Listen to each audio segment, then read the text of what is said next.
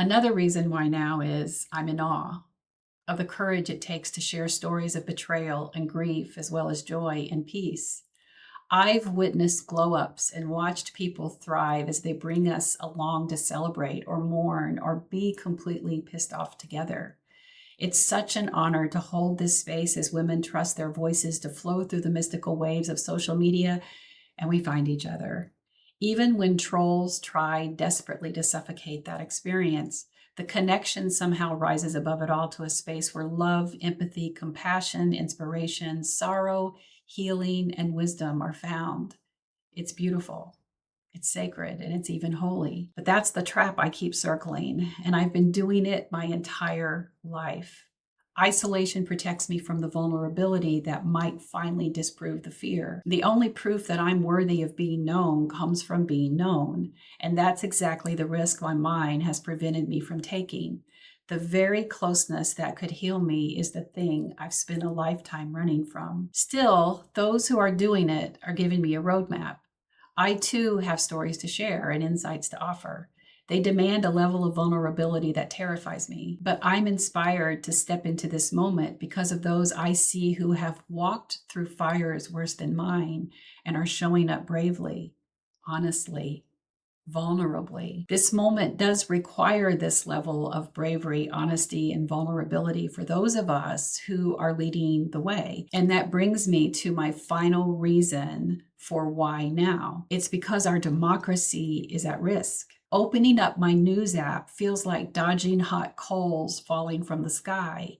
News story after news story about another lie, another corrupt scheme that benefits Trump and his family, another appointee devoted to Trump instead of the U.S. citizens, our president hiding in a food carrier truck and being whisked away while people like Caroline Leavitt are left behind as useful decoys. Speaking of Caroline, did she know that this was the plan before she boarded Air Force One? Did she willingly put her life on the line for the man she gleefully spins lies for daily? Were her newborn and toddler on her mind as their plane took off without knowing if the purported shoulder-fired surface-to-air missiles would annihilate her and her fellow passengers? I'll ponder that in another teaching soon about Caroline. And for those of you who will invariably ask, I'm not obsessed with Caroline, but she is incredibly useful in understanding the willingness of white Christian women who will defend Christian patriarchy because they are addicted to the privilege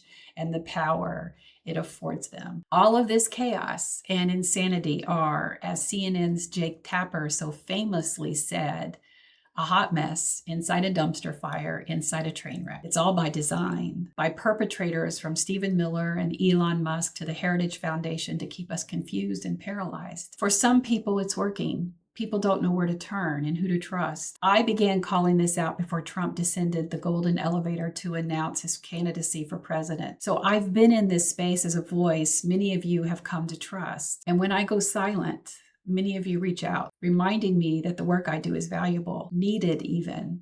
You ask me to comment on matters. You tag me in videos to ensure I see something, and you reach out to make sure I'm okay. Believe me, beautiful souls, when I tell you that it is all so meaningful.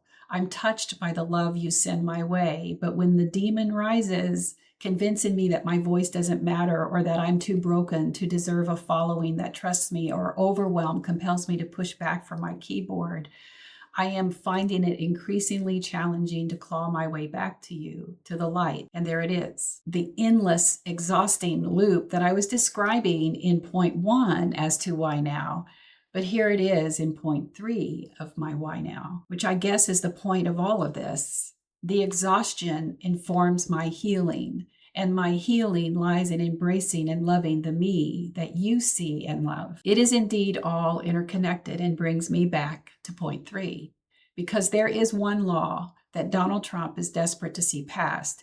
If it does, it will ensure that literally millions of registered U.S. voters are stripped of their constitutional right to vote. It is clearly an attempt to steal any election going forward, ensuring that only candidates endorsed by Stephen Miller, Musk, and the Heritage Foundation get elected. That would result in a further deterioration of human rights with an extremely high probability that we would become a police state run by Christian extremists with views so radical that no woman would vote. Single mothers would be punished. Historically marginalized people would be dehumanized, and their perverted version of Christianity would be mandated in education, business, media, and in homes. As my beautiful friend Danny says, it is deeply concerning. Some would argue it's terrifying, but labeling it terrifying would lead some to believe the only action is to run away from it, and I refuse to do so. I have a voice and influence and a platform large enough to make waves that will join others in creating waves, and it becomes the tsunami for change that is needed to take down this threat to our freedom and our rights. This work requires a level of authenticity and vulnerability that I have witnessed in others but have turned away from because, well, see everything else I've said before now. But when I think of the millions of people who will lose their right to vote if the Save America Act passes, I'm filled with a level of rage that I have rarely felt. But each time that I have felt it, I know it is because my soul recognizes an injustice so egregious, so heinous, so inarguably corrupt and unconscionable that I must act. I have turned that rage into action, transforming situations into something good. In the past, it has compelled me to take on family members at the risk of losing them forever to stand up for those being harmed. It gave me the laser focus to put a plan in place that launched a successful nonprofit, saving thousands of cats and dogs from euthanasia. It has given me the courage to be the advocate for those I love who were struggling with life-threatening challenges when the medical community wouldn't listen. And it has given me the unique gift and clarity to see the understory in events, which I then turn into writings and teachings, and I offer them to you. So yeah, I can do hard things with passion and conviction. That is, until I just can't.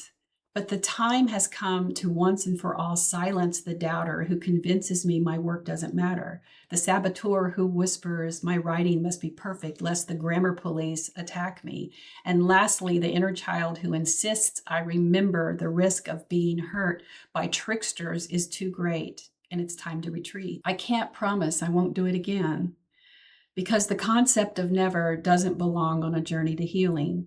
But I'm laying it out here in a way that would make an editor cringe, pleading with me to shorten this because I risk boring you. And if that's you and you're bored, but you've made it this far, thank you so much, and you are dismissed.